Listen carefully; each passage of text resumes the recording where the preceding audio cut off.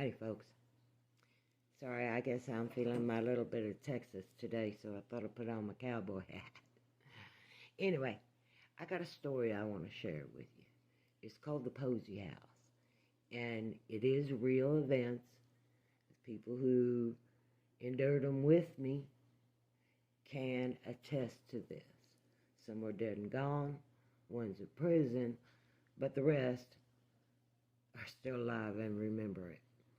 Anyway, this was an old farmhouse, and it probably been standing 100 years. It needed a lot of work, but it was a big old house, plenty of room for my daughter Jen to just run around and be a baby, learn to walk, get into trouble, and eat lemons out of the refrigerator, rind and all. Loved them, she did. Anyway, this house it felt like it wasn't empty, even though there was nothing in it. We went upstairs and looked around, walked around downstairs. The house was solid. The well was not solid by any means, barely worked. And so a lot of times we didn't have water at all. Not even bottled, because back then they didn't bottle water much. You couldn't just go buy it. We're talking real early 80s. Anyway, me and my husband, who was hard of hearing, he was deaf, moved into this house with our new baby and our baby and a new baby on the way. And it was harsh, to say the least. But we were so exhausted, and we had so little furniture. People gave us a few pieces here and there, but we had no money. He had a job, but he had an alcoholic problem. So there was no food in the house, and there was no money for it either.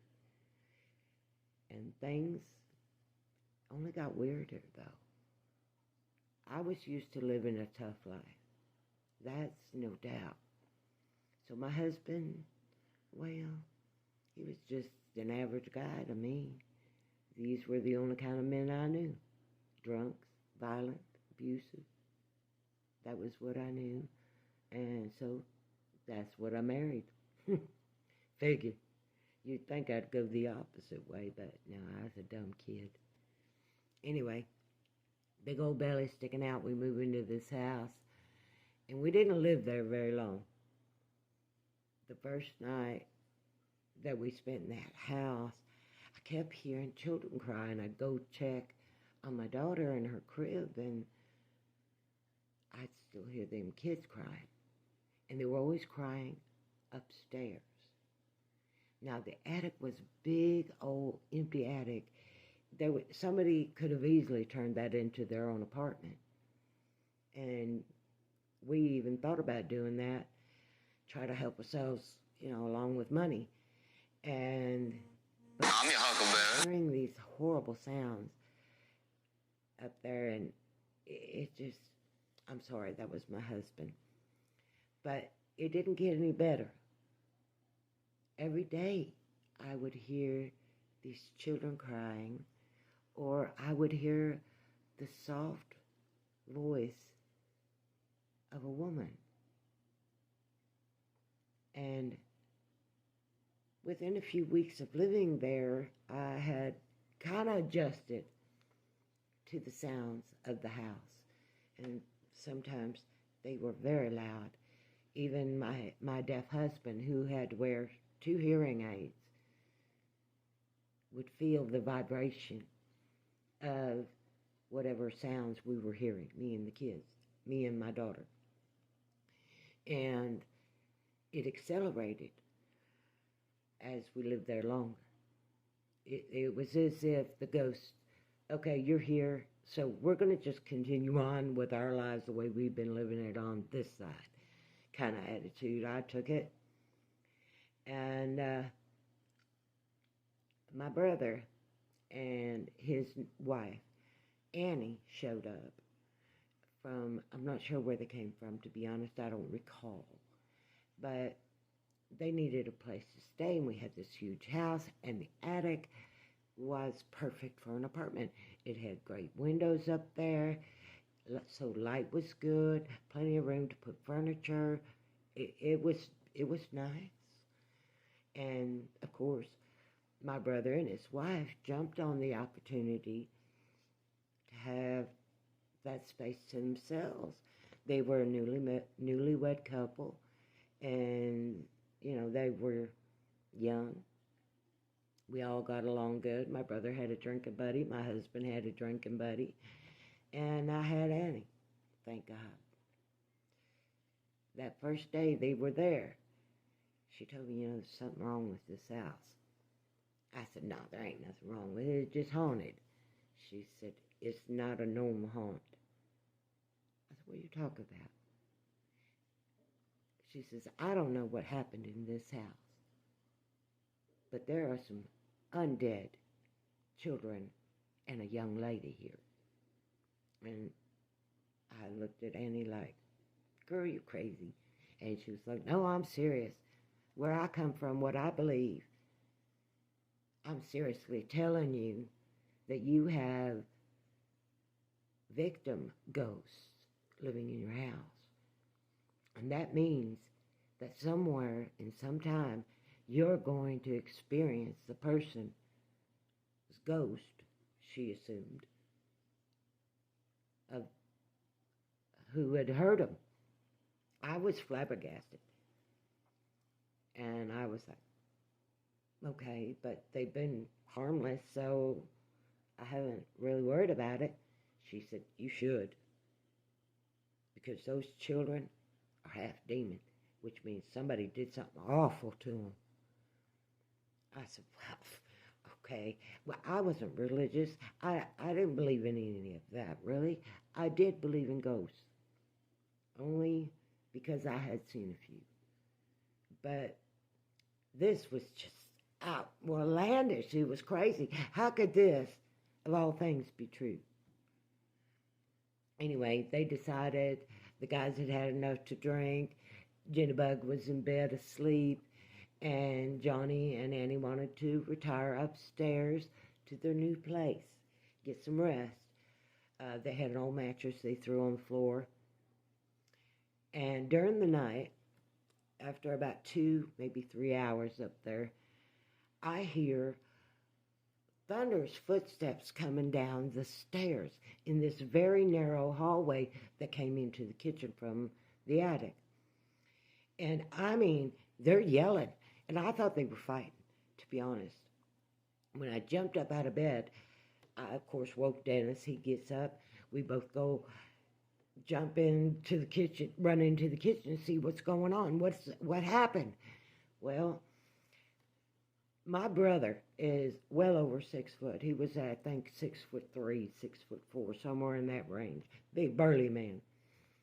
His wife's a teeny little Korean girl, but I'll tell you what, she made it down them steps faster than him.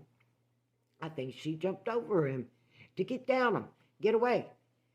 And so we're all four standing there in the kitchen looking at each other. My brother is white. I mean, ghost white. Almost see-through. He's so scared. And I ain't never, ever, ever seen my brother scared of anybody but my father. And to see him terrified like that was unbelievable. Hold on. Part 2's coming. Sorry I had to cut off there, folks. Running out of time. I'll continue the story with part 2. I really love y'all. This has been a breath of fresh air. Thank you.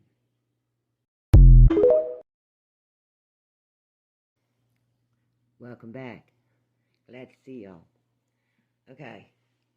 So I left off with my brother and his wife fleeing like wild people out of my attic. And my husband and I were asleep, of course, so we had no idea what was going on. We get in the kitchen. My brother, white as a ghost, terrified. His wife just demanding to be let out of this house. She was not going to stay in it one more minute. And I was like, Annie, what happened? Tell me what happened. And she said, Angel, you got 2 children used to live up in the top attic. That was their bedroom. I said, yeah, I kind of figured that. I swear I always heard the kids running around. And she said, them kids had been shot to death. In the head and the body. Shot both. I was like, no, this could not have happened in my house. No, don't, no. And she said, Angel, he killed his wife in this house, in the very room you're sleeping in while she was pregnant. It was a boy, and you're carrying a boy. I was blown away. How could she know what the sex of my baby was? I was 6 months along. There's no way she could have known that my baby was a boy by that point. Back then, they didn't go do an ultrasound and tell you what your baby was, unless you could pay good money for it. And where I was from, no, there was no money for it. In fact, I didn't go to a doctor. I went to a clinic every couple of months.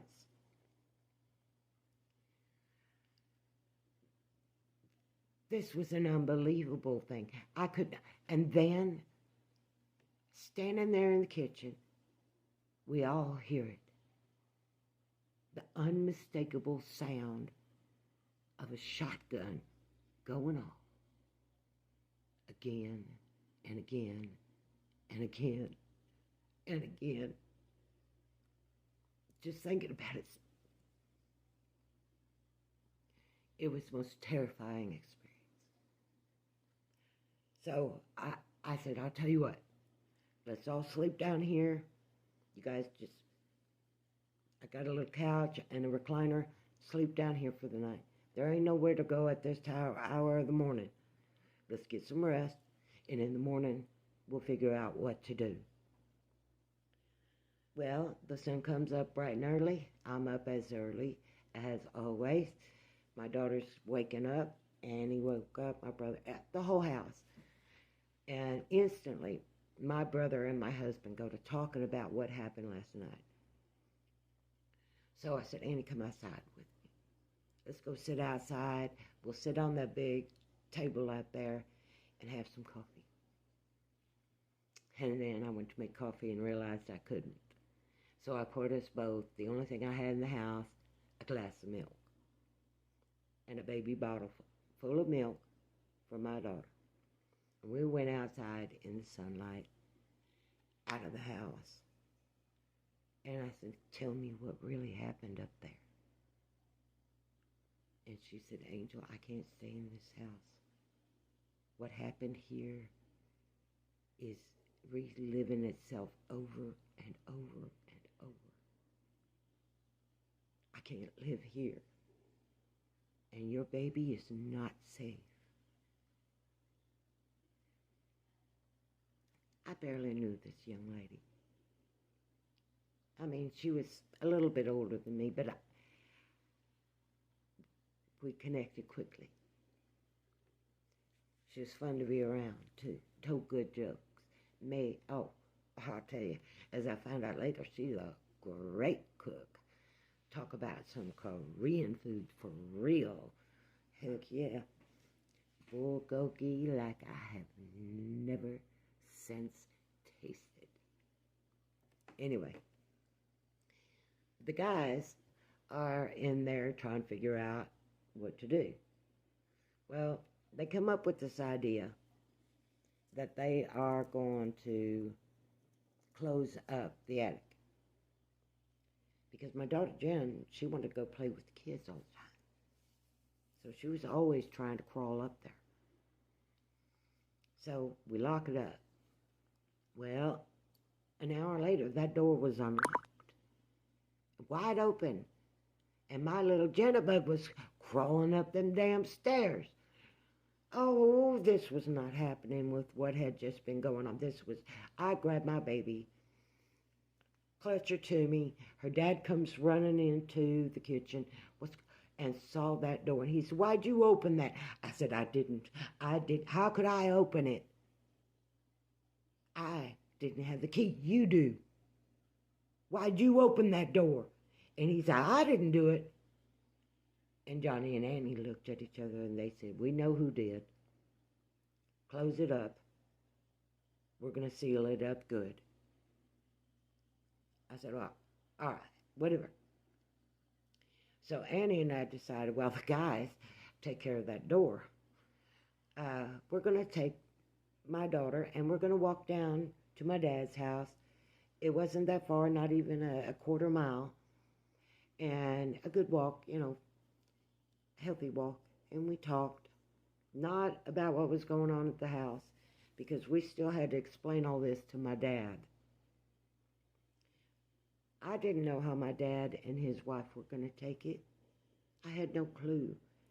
I had just met his wife a few months back. I didn't know how she was going to react. Anyway, Annie and I get there, and we kind of try to give as reasonable, rational explanation of what we had been experiencing as we could come up with. And my dad instantly looked terrified. His wife, she didn't look like she actually believed us. So I asked my dad, "Will you go back to the house with us? Dennis and Johnny are there trying to seal up the upstairs." Thinking, I don't know what they were thinking. I didn't think, it's their ghosts. That door ain't going to be in their way or bother them. But my dad agreed, and he said, "I don't like that you don't have no way to reach nobody if there's an emergency. Angel, you're pregnant. We can't have this." I said, "Okay." So he gathers up a CB radio and an antenna. We get back over to the house. He sets all this up, gets my brother and my husband to help, and they get it all set up. So we have some kind of communication between the houses. And it made me feel relieved, but not Annie. She refused to stay there. Absolutely. So her and my brother moved in at my dad's house. And that house, I began to find out how evil it really was. First of all, I went out into the barn that was in the back. My husband there's a lot of dangerous stuff in there. Don't go in there. Just don't go in there. It's better if you don't go in there. I walk in, and there is a pentagram painted on the back wall. There are dead small animals all over the place, hanging next and around the pentagram, laying on an altar. And I said, "What the hell is this?" And I go screaming towards Dennis, of course. Dennis was furious with me, and I mean punch in the mouth furious that I had disobeyed him and gone in that barn. To this day, I'm grateful I did. Stay tuned. Part 3 is coming. And it's a doozy.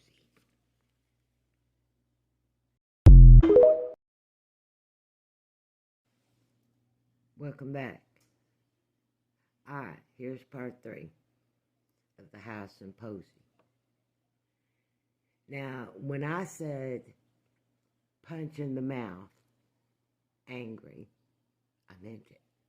Because that's exactly what he did.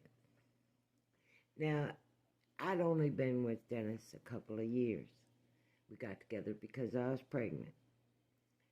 And I needed a place to live. And he was tired of being alone. So we came together. He was a few years older than me. both of us stupid kids. But he was a violent man. And I knew it right from the beginning. It wasn't something it surprised me. And my response and reaction to seeing that barn the way it was, I didn't go to church much. But I was not into Satanism. So that punch in the mouth got him punched back. Because that's who I was. We never called the cops when Dennis and I fought. It was him and I, and that's it. Sometimes he fared better. Sometimes I fared better. But, in any case, he punched me in the mouth for going in the barn. I punched him in the mouth for bringing the goddamn devil into my house. And I went to kick it. I was furious. How dare you practice this shit? He said, Angel, he's yelling on the ground, covering his gut because I'm kicking. And I'm pregnant. I'm furious. I'm hungry. I haven't eaten in days. And now I find this shit after dealing with all the ghosts. That man had an ass whooping coming, and you can't say he didn't. Anyway, I told him, you're going to get all that shit out of that barn. He said, Angel, I didn't put it there. It's not mine. I said, what?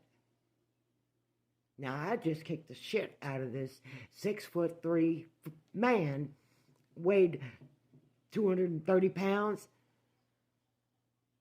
Golden Glove boxer in college, and I just whooped his ass because I thought he was practicing Satanism. And I wasn't going to have none of that. I already got enough issues with the ghost. But he swore on his life. He swore on our daughter he was not the one doing it. He found it that way a few weeks ago. He took it all down. And when he came back, it was all back up. And he tried to get rid of it. So, I get on RCB. Johnny, you around? Johnny grabs the CB at Dad's. Yeah, I'm here, Ange. What you need? I need your help, and I need it now. And I'll tell you what, my brother at the time had no car, and he was at my house in a matter of a minute and a half. He thought Dennis was pounding on me again. This time he gets there, I got a bloody lip. Dennis is beat up pretty good. He's like thinking that's what happened. I said, go look in our barn. And Johnny looked at me like, oh my God, what am I going to find? You know, and I said, go look. Somebody's been doing this. Go look. Well, he went in there and he looked and he come out shaking his head. My God, what the hell? He looked at Dennis because he knew that wasn't me.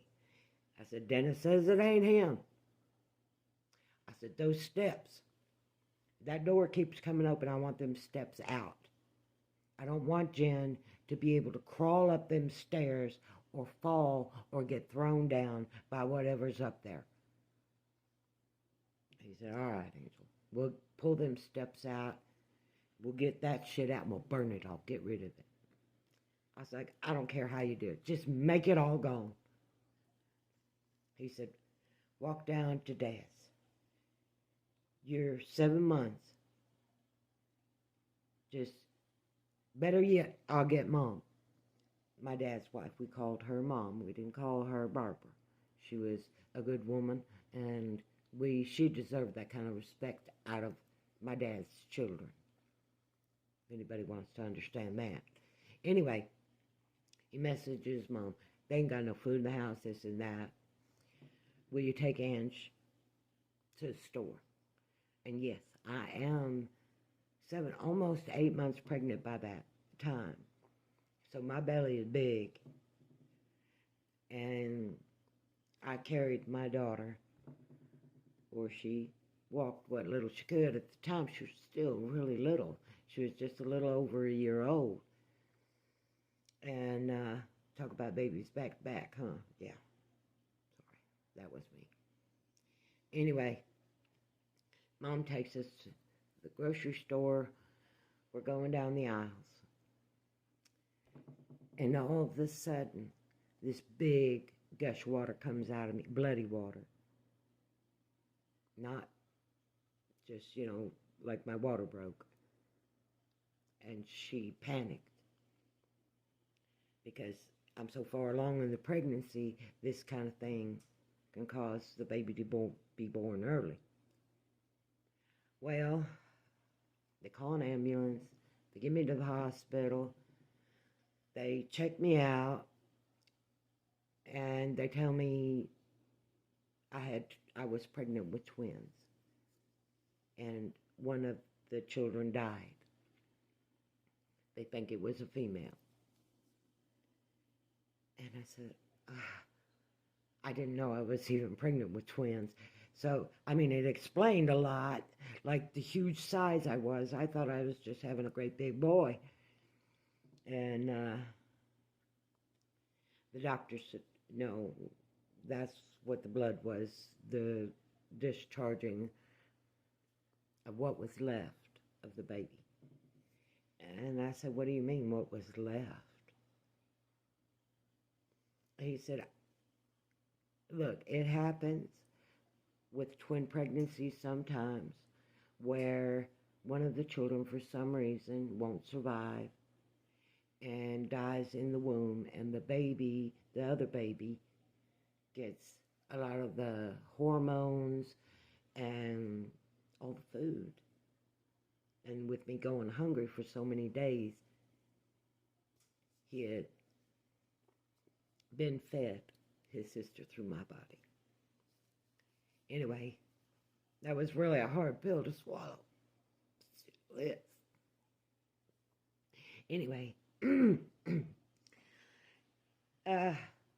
the doctors tell me I'll be all right. They clean me up, make sure there's no infection. My other baby was in a separate womb, which sometimes happens also, that the twin babies aren't in the same sac. They're in separate. They're not conjoined. That's the word I was looking for. Anyway, I'm trying to figure out how my baby died and why so far along. And what was happening in my body. I had no clue. When we got home, about 2 days later, they let me go home. Make sure, the other boy was okay, the other baby. Why Annie didn't pick up on the fact that it was twins. Maybe the baby was already leaving. Anyway, we go back home. My husband and I do, with our daughter, of course. And I'm taking it easy, like the doctor told me, because they were worried I might go into premature labor with my baby because of what had happened. And understandably so. Okay, guys, I gotta go and make round 4. I love y'all. Please, this story gets even better as it goes along. Please, I'm sorry I don't have enough time to tell the whole story in one shebang. I am really sorry. See y'all soon. All right, folks, we're back. We're getting to the hardest part for me to talk about, but I need to get it out. I can't hold this story in me, and I don't want to take it with me when I go. So, anyway, I lost one of my twins, and the other one was still strong and healthy, and he was doing good. We now knew it was a boy, for sure. And my husband was thrilled. He wanted a son like all men. But he was also very close to our daughter. He adored her. And So he was actually sober. Well, that was because of my dad really pushing the issue about the sobering up while all this was happening. And my dad thought it would be a good idea for us all to go to church. And the way I was feeling, I couldn't argue with anybody. I was just so lost. I had dead people all around me, and now I've lost a child. My husband is, yeah, you get the point. Anyway, I thought it'd be good too. It might do me some good. Go see Brother Rachel and hear his vigorous, preaching. And so we went. And it really touched my husband more than it did me. And we had to go back to church that night, because it's Sunday. You go twice.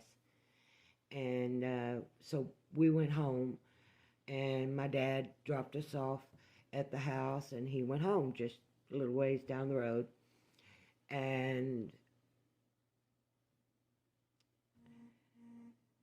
we just kind of tried to relax a little bit. It had been really a rough month, over a month.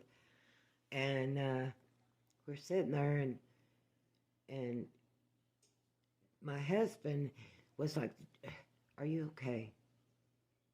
I said, "What do you mean? Am I okay?" "Yeah, I'm not in any pain, everything." "What's going on? Why are you asking?" With everything that's going on, it really piqued my interest. He said, "I got a bad feeling, Angel." Maybe it was because he was sober. He was actually able to feel everything. I don't know. But he said, "Something bad's coming. I feel it." Well, we sat there and we ate a couple sandwiches that my parents had gave me. And we waited for my dad. And the house was strangely quiet. There were no kids. There was none of that going on. And it was just eerie quiet. So we decided to go outside and wait. And for my dad to show up to take us back to church. And we went to church, and, we did our praying. And Dennis and I both, I have to admit, we did a lot of praying that day. We went home and finished up the dinner Mom and Dad gave us to eat. And everything's still so quiet.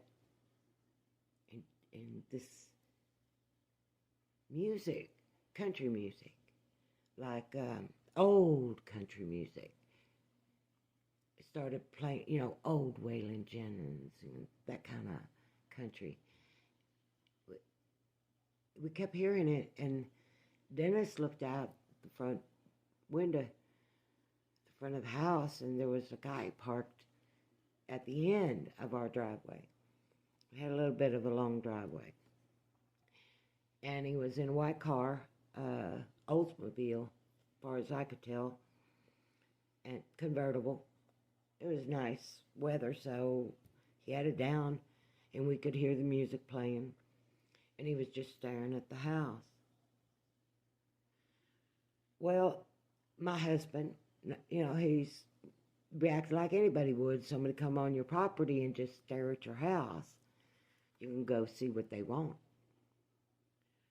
And Dennis walked down the driveway and started talking to the man, and before I knew it, the man and Dennis were both coming back up the driveway, and the man looked half drunk. He kept staggering pretty bad. So I was like, "Oh God, here we go. Now I got a drunk to deal with besides Dennis."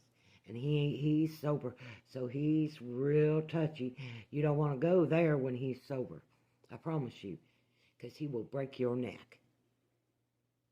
And anyway, they come walking up the driveway, and Dennis is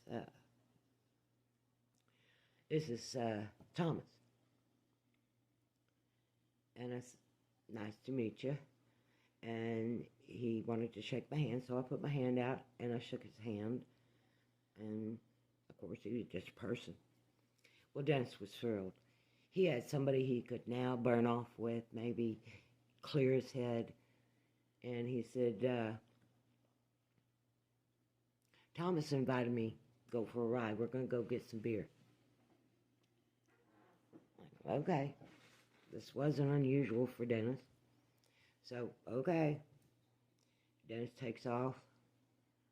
They come back, I don't know, 20 minutes later. It wasn't gone very long. Sun is still up, still early in the evening.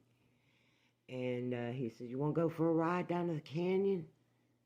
Oh, come on, Angel, it'll do you some good. This guy's all right. He's a nice guy. Let's go. My dumbass steps outside of the house, and this guy gets a really good look at me. And I mean, he took a hard look. The kind that sets off an alarm bell. I knew. I told Dennis, you know what, I don't feel good. With everything's been going on, I really don't want to go. He said, get in the car. He wasn't arguing. He was still sober. He ain't drank enough beer yet for me to argue. So I climbed in the back seat of the car. And that guy said, when you do? A month and a half maybe. And he said, what you hoping for? I said, it's a boy. My husband and I already know it's a boy. And he just kind of smiled, put the car in reverse and pulled out of the driveway. And we took off. We went down to the canyon. It was a beautiful ride, especially with the heat the way it was. Oh my gosh, the heat in Texas, oh, it can be rough. So it felt so good to have that fresh air just blowing on me. And I actually relaxed a little bit, not too worried. Here I am, 8 months pregnant, and this man shows up out of nowhere, stares at our house really weird. Now he's getting drunk with my husband. Okay. Just another day in the life. Anyway, we are cruising around. They run out of beer. We're going to get some more beer and we'll head back to the house. I'm okay. Okay, no problem. And then we go get the beer. We go back to the house. And they're drinking and they're talking, still sitting in the car. They let me get out because I had, of course, go pee. And so they're just sitting there laughing back and forth. And this guy, Thomas, tells Dennis, yeah, I used to live here a long time ago. I hadn't walked out of the house, but I was near there enough to the door to hear him say it. And everything Annie told me came flooding back into my brain. It was as if I was in a nightmare that was warning me it's going to happen, and then it starts actually happening. I couldn't believe this was. And I said, no, there's no way. That guy, no. Stay tuned. Part 4. Or 5. Part 5. Part 5.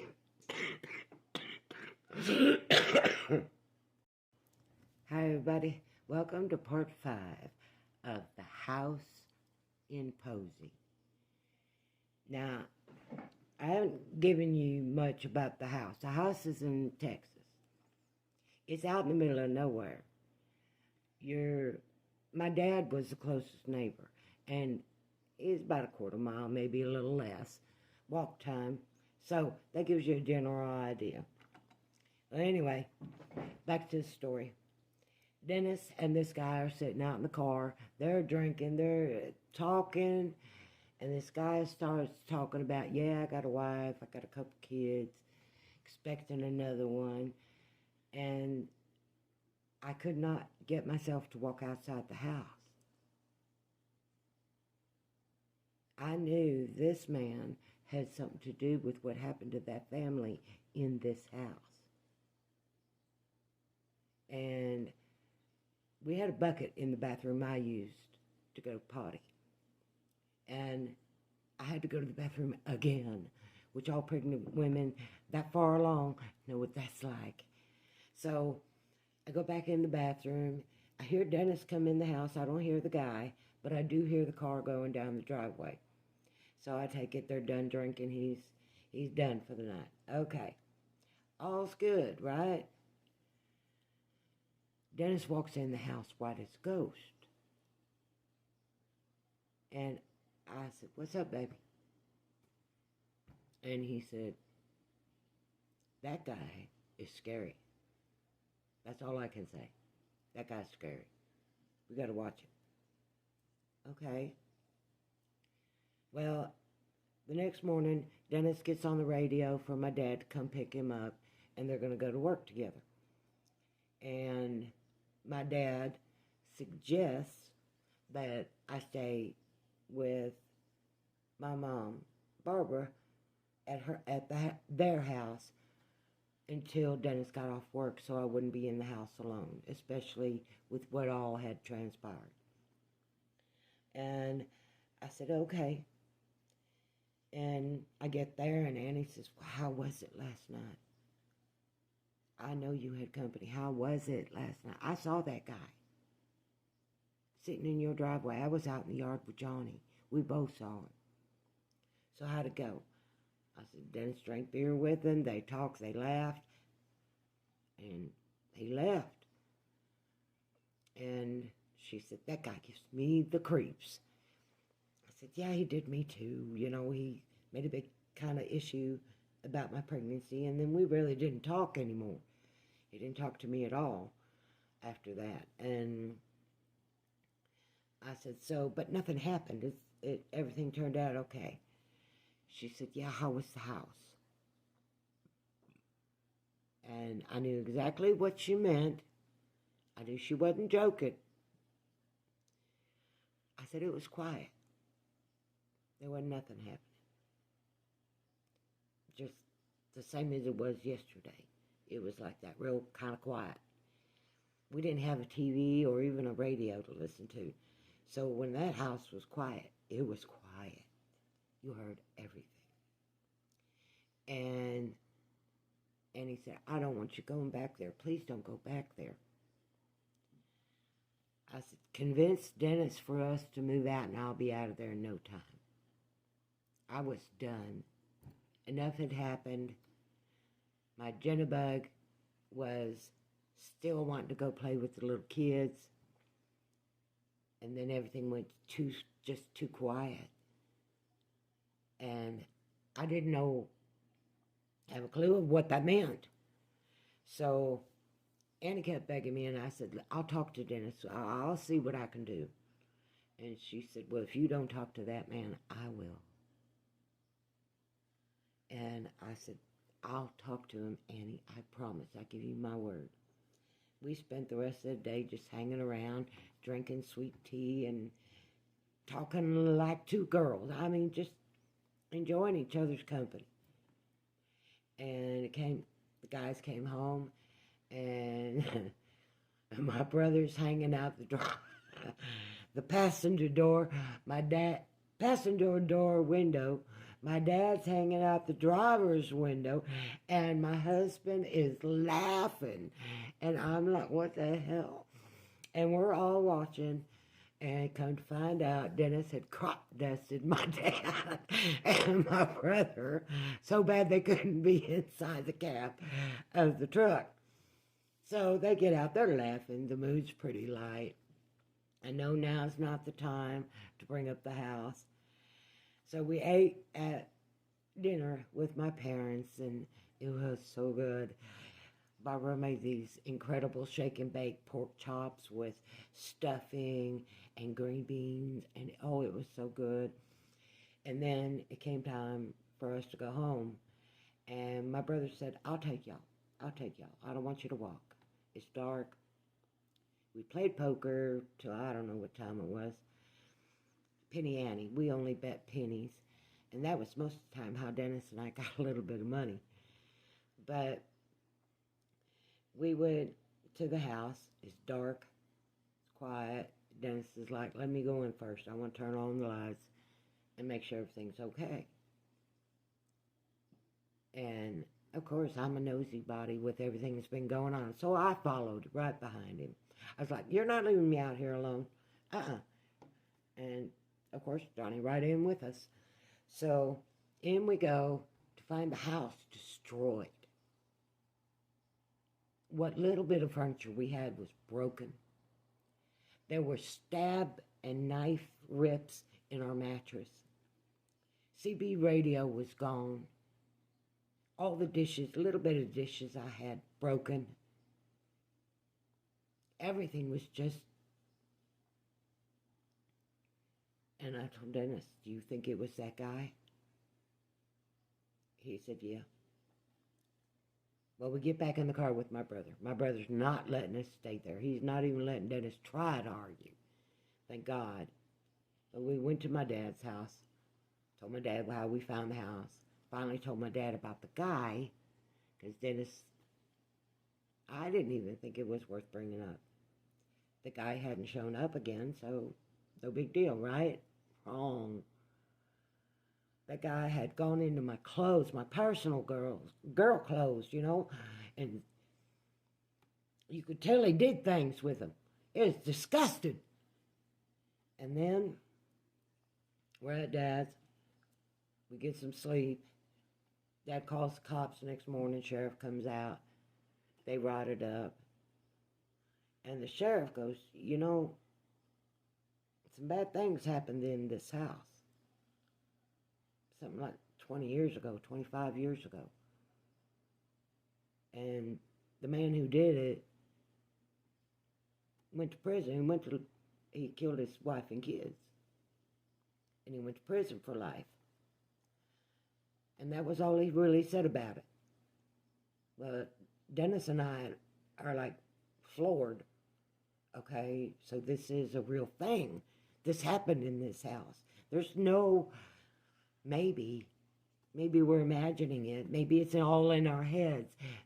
It really happened. Well, the sheriff leaves. He writes things up. Dennis still ain't ready to get out of that house.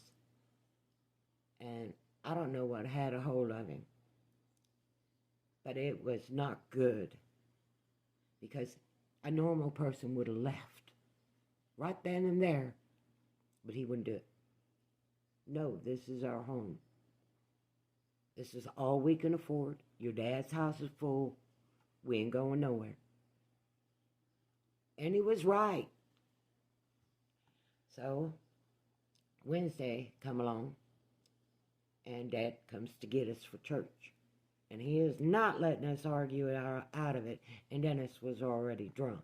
Dad didn't care. Get in the car, boy. I can still hear my dad say it. And Dennis, drunk, yes, sir. And he got in the car. No argument. We went to church. Dennis slept through most of it. But when we went home, oh my God. What happened was unbelievable. Stay tuned for the final chapter. All right, folks. Here's hoping this is the final chapter. Turned out a long story. I didn't think it was quite this long.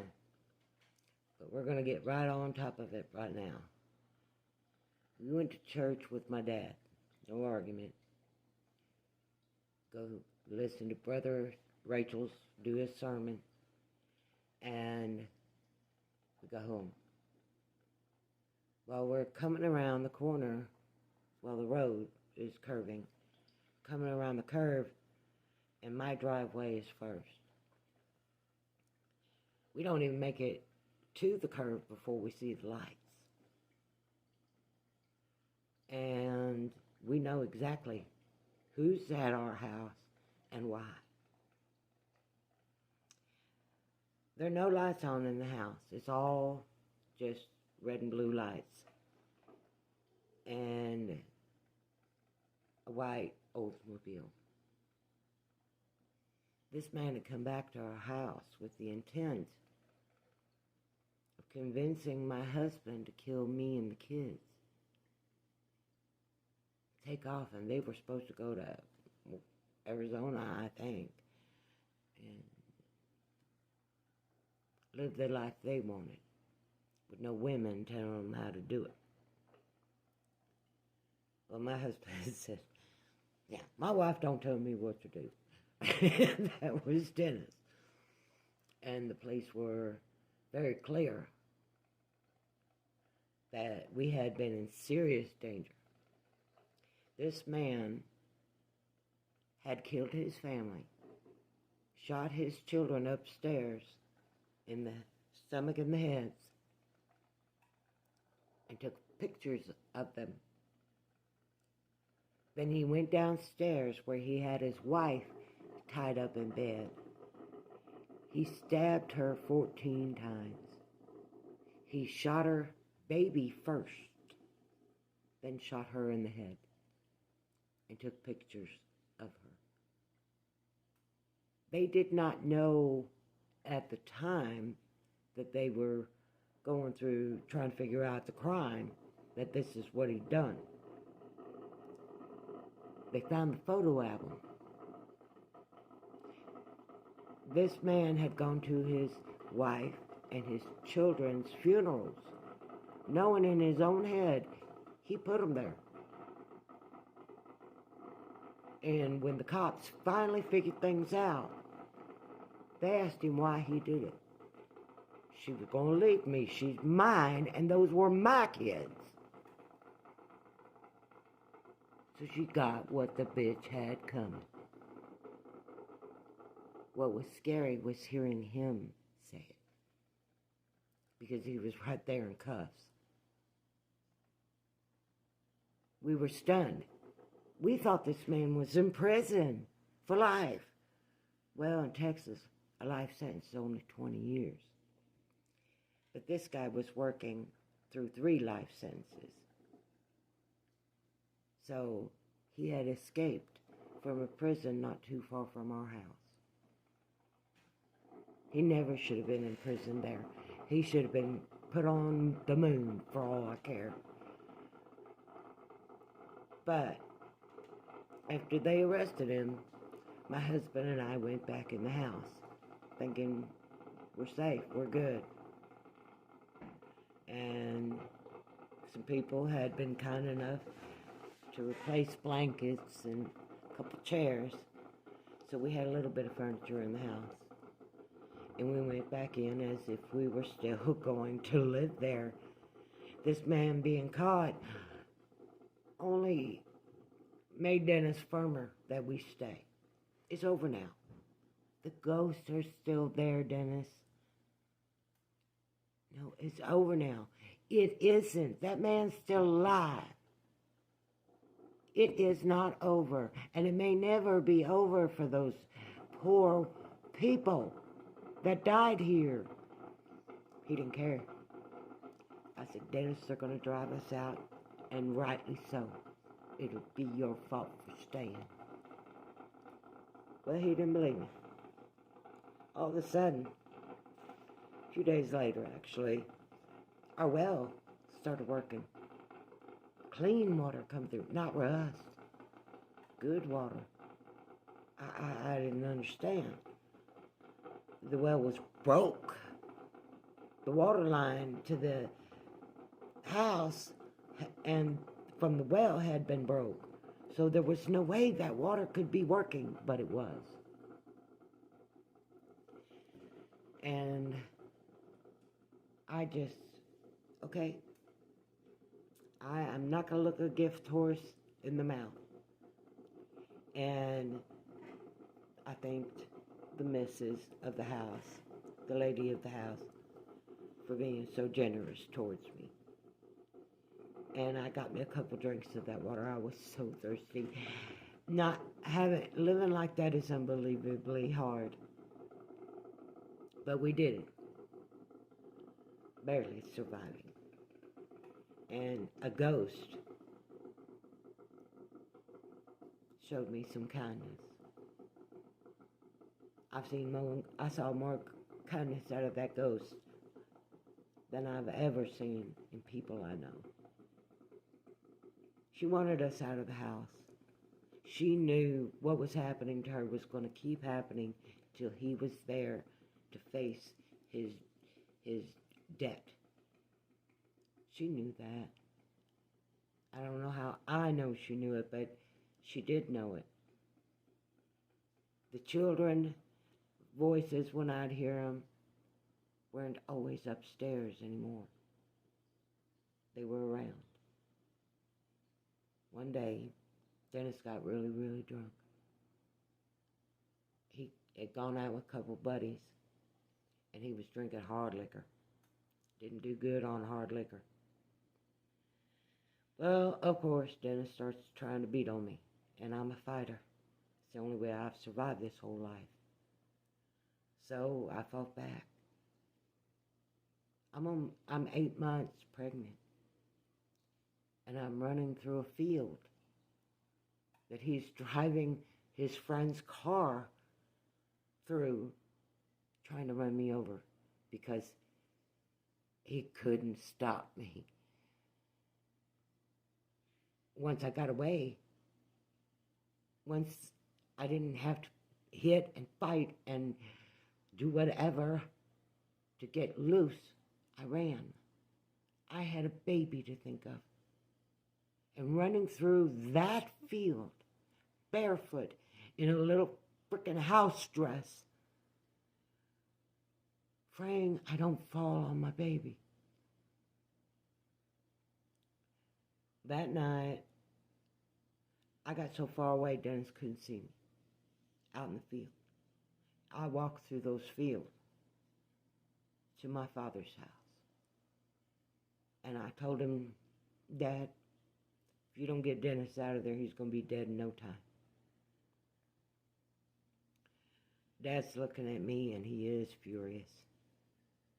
It took me a couple hours to get there, so it was the middle of the night. And he had warned Dennis about laying his hands on me. I didn't ever attack Dennis. Ever. Only time I ever hit him was in self-defense. And for me, when you hit me, I go into fight or flight. And I fight because sometimes flight is not an option. And with that man, that was a majority of the time, if I could knock him out cold. But my dad, as mad as he was, get in the house right now. Barbara, clean her up. Mom, I'm so sorry. Apologizing. She said, Angel, don't worry about it, honey. We got you. My dad left. He went to the house. It was on fire. I mean, totally up in flames. My dad at first thought Dennis did it, but he didn't. Dennis didn't do it. They did. They used the water heater. I never lit. The end.